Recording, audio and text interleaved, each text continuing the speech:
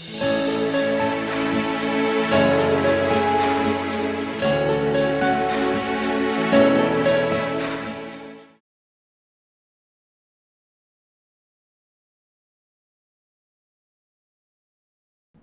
the name of God, the Beneficent, the Merciful. Praise be to God, Lord of the worlds, and peace and greetings be upon Muhammad, his pure household, his chosen companions, and those who follow them until the Day of Judgment. Dear Muslim brothers and sisters throughout the world, this year too, the Islamic nation has been deprived of the great blessing of Hajj. Thus eager hearts filled with sadness and sorrow were deprived of the banquet at the honorable house that God, the Wise and Merciful, built for people. This is the second year that the season of happiness and spiritual exaltation associated with Hajj has turned into a season of separation and regret. The tribulation of the pandemic and perhaps that of the policies dominating over the Holy Kaaba have deprived the eyes of the eager believers from seeing the Islamic nation's symbol of unity, greatness and spirituality. Thus, this glorious, honorable summit has been covered with clouds and dust. This is another test, which, like the other tests that have come to pass in the history of the Islamic nation, will be followed by a bright future. What is important is that Hajj remains alive in its true home, in the hearts and souls of Muslims, so that now that its physical form is temporarily inaccessible, its exalted message not be diminished. Hajj is an act of worship that is filled with mysteries and secrets. The exquisite formation and combination of movement and quietude in it builds the identity of the Muslims and the Muslim community and displays its beauties for the people of the world. On the one hand, it helps the hearts of God's servants to spiritually ascend by remembering God, reciting supplications and being humble, and this brings them closer to God. On the other hand, it creates a bond between the Muslim brothers gathering together from the four corners of the world, and this bond manifests itself through their similar garments and harmonious moves. It displays the most important symbol of the Islamic nation, with all its meaningful, transcendent rituals, and it shows the determination and greatness of the Islamic nation to all ill wishers. This year, the Hajj ritual at the great house of God is not possible, but paying attention to the God of the house, to remembering Him, to humility, to supplicating Him, and to asking for His forgiveness is possible. Being present in Arafah is not within our reach, but enlightening supplications are. It is not possible to stone Satan in Mina, but rejecting the power-seeking devils is possible everywhere. The harmonious gathering of individuals around the Kaaba is not attainable, but the harmonious gathering of hearts around the illuminating verses of the Holy Quran and holding fast to the rope which God stretches out. Quran, chapter 3, verse 103, is a perpetual duty.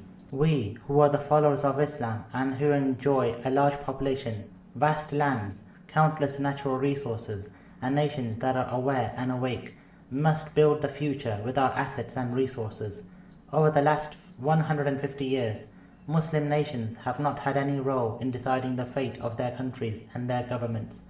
Apart from a few exceptions, they have all been led and governed by transgressing Western governments, while being subject to their greed, interference, and malevolence. Scientific backwardness and political dependence in many countries is the product of that passivity and incompetence.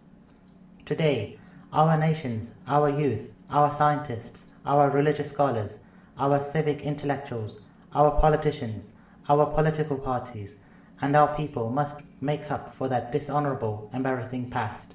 They must stand firm and resist the aggression, interference, and wickedness of Western powers.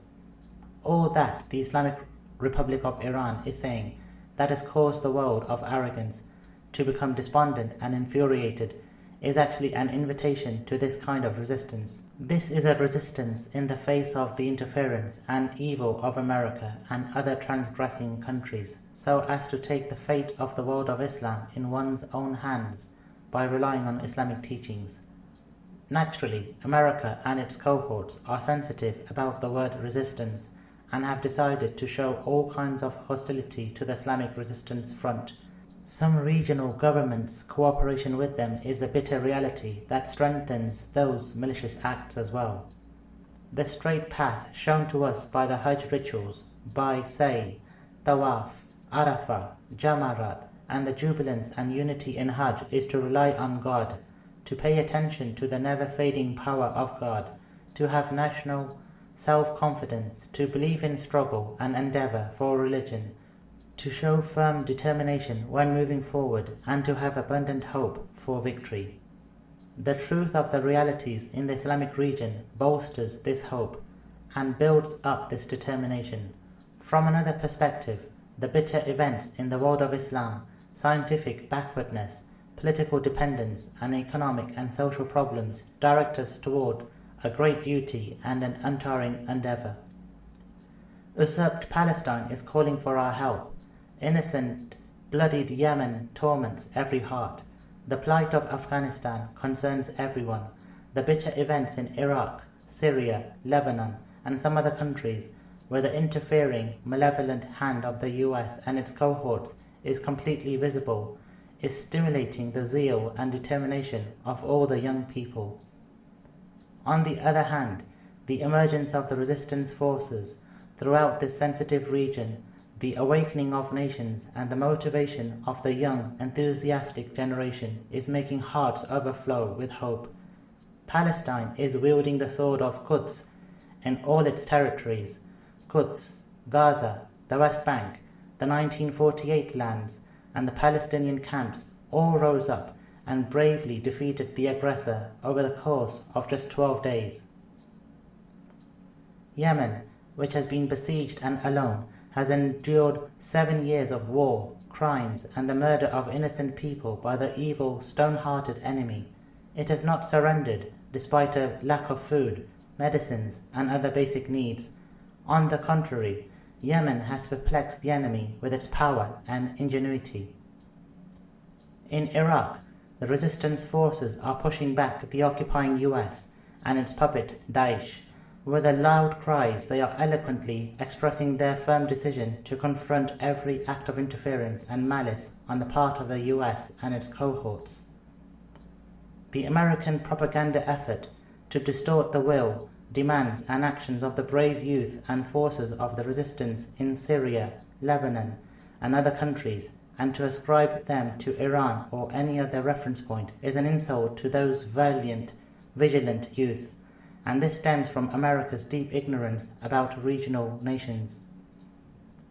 This ignorance led America to be humiliated in Afghanistan after that raucous invasion 20 years ago, and after having used weapons and bombs against defenseless people and civilians, it became stuck in a quagmire and eventually withdrew its forces from that country. Of course, the vigilant Afghan nation should remain watchful concerning America's tools for gathering intelligence and its soft war weapons, and it must vigilantly fight them. Regional nations have shown that they are awake and vigilant, and that their path is different from the path of those governments that are even prepared to go as far as to give in to US demands over a vital matter, the Palestinian cause, in order to keep it satisfied.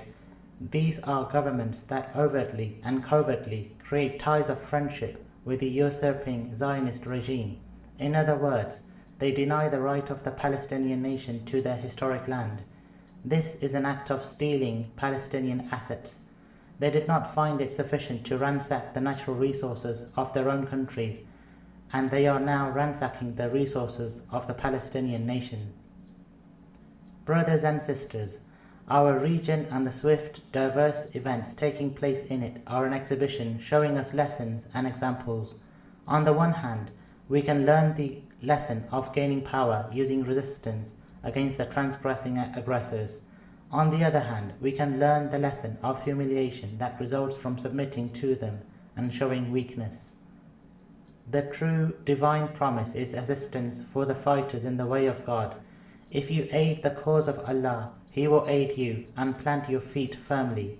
Holy Quran, chapter 47, verse 7. The primary result of this struggle in the way of God will be to prevent America and other international aggressors from interfering in the affairs of Islamic countries, God willing. I ask God, be exalted, to assist the Muslim nations. I send greetings to the Imam of the age. May our souls be sacrificed for his sake. And I ask God to elevate the status of the great Imam Khamenei and our illustrious martyrs. Greetings to God's righteous servants, Sayyid Ali Khamenei.